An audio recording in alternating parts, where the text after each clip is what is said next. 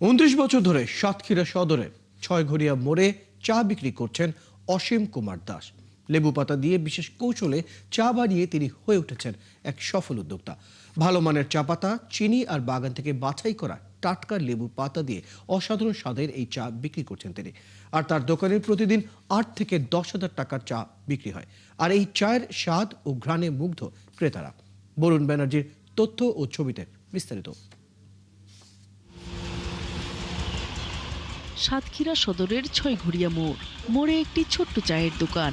সেখান থেকে ভেসে আসে লেবু পাতার সতেজ ঘ্রাণ, যা পথচারীকে টেনে নেয় চায়ের কাপে। 1996 সালে মাত্র 50 পয়সা দরে লেবু পাতা দিয়ে চা বিক্রি শুরু করেছিলেন অসীম কুমার দাস। সময়ের সাথে চায়ের দাম এখন 8 টাকা হলেও তার হাতের জাদু বদলায়নি একটুও। ভালো মানের চা পাতা, চিনি আর বাগান থেকে বাছাই করা টাটকা লেবু পাতা দিয়েই তৈরি হয় অসীমের অসাধারণ চা। 95-96 সাল থেকে শুরু করেছি, আর সেখান থেকে এই পর্যন্ত চলছে আমার দোকান। আমার এই দোকানে আমার 5-7 জন বাড়ি ফ্যামিলি আছে, 7-8 জন, আর আমার এই থেকে চলে। এলাকার লোকজন সহ দূর দূরান্ত থেকে চা প্রেমীরা আসেন তার দোকানে চা খেতে। লেবু পাতার ঘ্রাণে চায়ের সাথে দোকানের পোড়া রুটি এক বাড়তি স্বাদ এনে দেয়।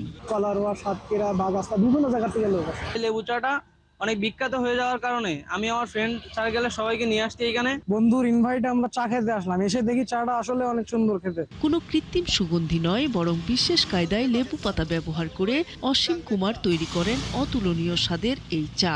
আমরা ছোটবেলা থেকে এখানে চা খাই, আমাদের বাসার সাইডে আমরা ছোটবেলা থেকে খাই এবং এখনো খাচ্ছি। আমার কাছে মনে হচ্ছে যে একবার যদি এখানে কেউ চা খেতে আসতে যেতে সে এখানে দাঁড়াবে। প্রতিদিন ভোর থেকে গভীর রাত পর্যন্ত চলে চা দোকানের ব্যস্ততা। জেলা শহর ছাড়িয়ে দেশের বিভিন্ন প্রান্তের মানুষের কাছে জনপ্রিয় হয়ে উঠেছে লেবু চা।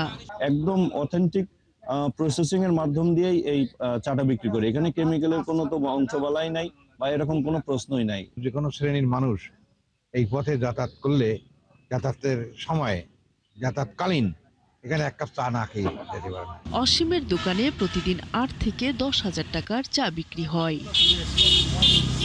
নূর তাজমিন নীর, 71।